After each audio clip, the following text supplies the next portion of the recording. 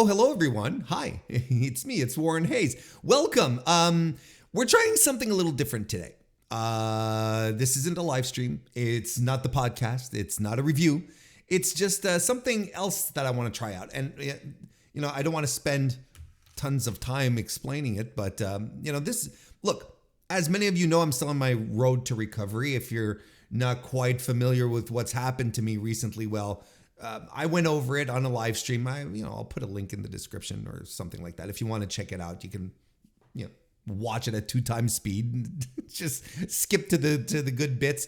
But I'm still on the road to recovery. So, I'm still thinking about how I'm going to manage the Mr. Warren Hayes show moving forward, the podcast itself, right? How I'm going to get into it, how I should do it. And as it stands right now, I still don't entirely feel comfortable sitting down and doing like a 3 to 4 hour stream like I usually do on Tuesday nights. I'm still trying to piece together how I'm going to do it, and I want to feel good enough to do it as well. So in the meantime, despite it all, there's stuff happening in pro wrestling that I'm not talking about and that I feel like talking about. So I'm figuring, well, why don't I try this out? Let's experiment with this. We'll do some little videos like this, where I cover, I just ramble on a topic. We just talk about it, just casually have a chat about it, give you my thoughts, and hit the bricks. It's basically what I'm going to be doing today, and probably a few more times moving forward. I think that's look, like I said, I'm trying stuff out. I'm going to be experimenting. If you want to join along for this experimentation, well, the link is in the description. The link is in the description. The link is not in the description, but you can subscribe. Join me here on youtube.com/MrWarrenHayes. We'll see how it goes. And maybe it'll turn into something magnificent. Who knows? So at the very least, let's give it a try. Let's see what happens. Test it out. And the thing I want to test out on today is all this talk that I've seen around Chris Jericho wrestling Titán on the March 9 edition of AEW Collision. Of course, there's been tons of discourse around it because it's Chris Jericho. That's inevitable. That will accompany the man, I believe, till the end of time at this point.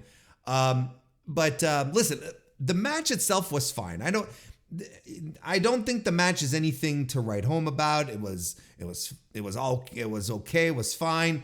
But the wrestling space, right? It was just overwhelmed with people with people having very odd discourse. Let's put it mildly. As I get warmed up, maybe my adjectives will get a little more pointed. But people talking about how Chris Jericho, he's always wrestling the CMLL guys. Oh, he's always going over the CMLL guys. Get Chris Jericho off my TV. This is the stuff that I've been seeing right now. It's like, why did Titán have to lose to the guy? I don't understand the constant apoplexy around Chris Jericho every time he gets on TV. Now, hang on a second. That's not true. That's not true. I do understand why people lose their minds about Chris Jericho, because they have very strong personal feelings about Chris Jericho's personal views, his own personal life, his politics, the rumors that are going around him but this has been going on for such a long time.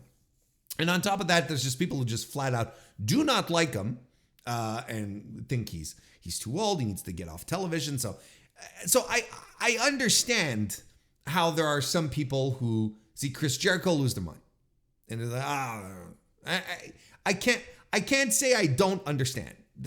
I misinterpreted. I spoke too quickly. I do understand, but that doesn't mean that I think it's fair. Because I do not think it's fair. I think, and don't get me wrong, I'm not sitting here defending Chris Jericho, outside of what he's done for AEW. I want to make this very clear. Chris Jericho spent the majority of his AEW career so far putting other guys over. And that's just a fact. It's not even something that you can debate with me. It's not like something that you can that you can break down and challenge me. No, these are facts. You look at his record, and he's constantly losing feuds. There's a couple of exceptions, of course, especially when he was AEW champion at first, right? Of course, but yeah, I'll give you that. But he has spent the majority of his career putting other guys over, and he's done it so much that I feel we're at a stage where he doesn't have any heat anymore. He's put over so many people, he basically has any heat to put more guys over at this point, And look, I've talked about this. I've talked about this in a video about the Jericho Vortex, right? And I had Joel Anza of Voices of Wrestling joining me. We broke down his feuds to see if, who came out winner, who came out better, right? Because the basic thing, every time you get into a feud with Chris Jericho, you're guaranteed television time. Because look, I hate to say it, Chris Jericho's a star. I hate to break it to you. He's a star. He's a superstar. You put him on television, and people love him.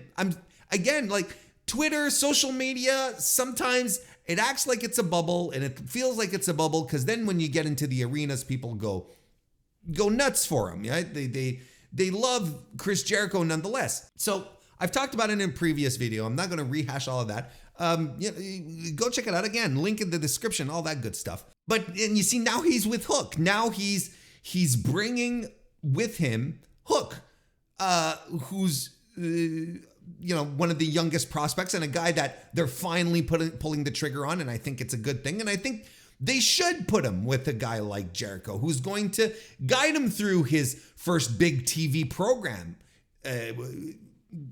with Jericho. He's going to be there every step of the way. He'll be able to give him advice. You don't think Hook is happy to be working with Jericho right now? But anyway, back to Titán. That I don't want to go off track too much here. But we're talking about Titán here.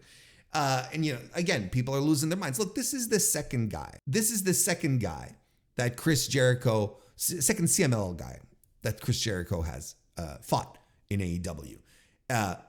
And the other being Atlantis Jr. And the question is, why would you put, why would you put Atlantis Jr.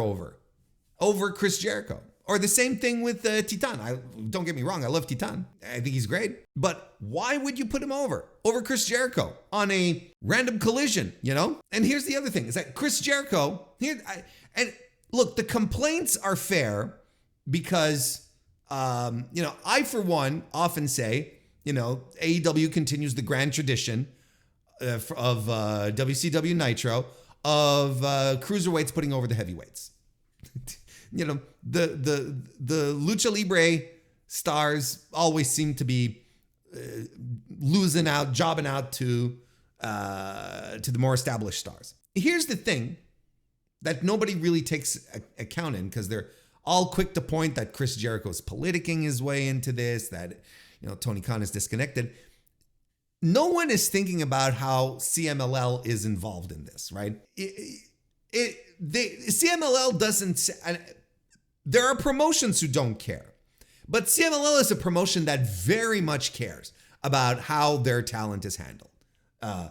So if you are under the impression that CMLL just tosses talent and tells Tony Khan, do whatever you want with them, you are highly mistaken. This isn't Pro Wrestling Noah.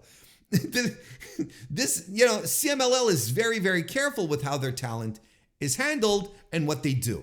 So if they want to send a Lucha Libre star to lose to Chris Jericho, they're going to send an Atlantis Jr. They're not going to send a Volador Jr. They're not going to send a Templario. They're definitely not going to send Mystico. They're going to send an Atlantis Jr. They're going to send a Titán as well, right? To lose. They're going to be like, yeah, okay, what are your plans? This is how it goes. There's a discussion going on here. And Chris Jericho, keep this in mind, is a big star, period, and he is known in Mexico. He has a history there.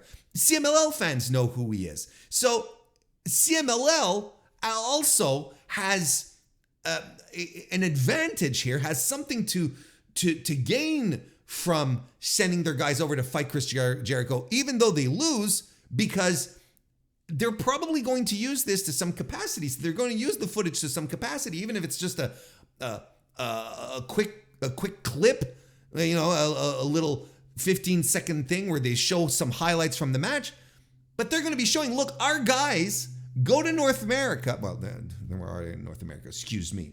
Our guys go to the United States, and they are put in the ring with the biggest stars, like Chris Jericho, who used to go here. And there's no mistake that they're doing the Lionheart gimmick too, because that's the one the CMLL people most fondly, most assuredly remember. It's not just a thing of, oh, he's no longer the Lionheart. What is he? This is like, I don't know why people don't see this more, that this is also for CMLL's benefit.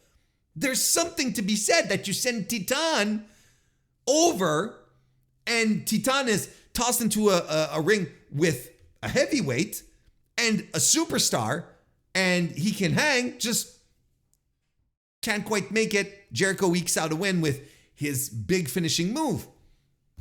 There's something for them to glean out of this as well. When you look at that, basically what I'm saying here is, we send our guys over, we being CMLL, and they fight big stars, and they lose, but to big stars. They're up there.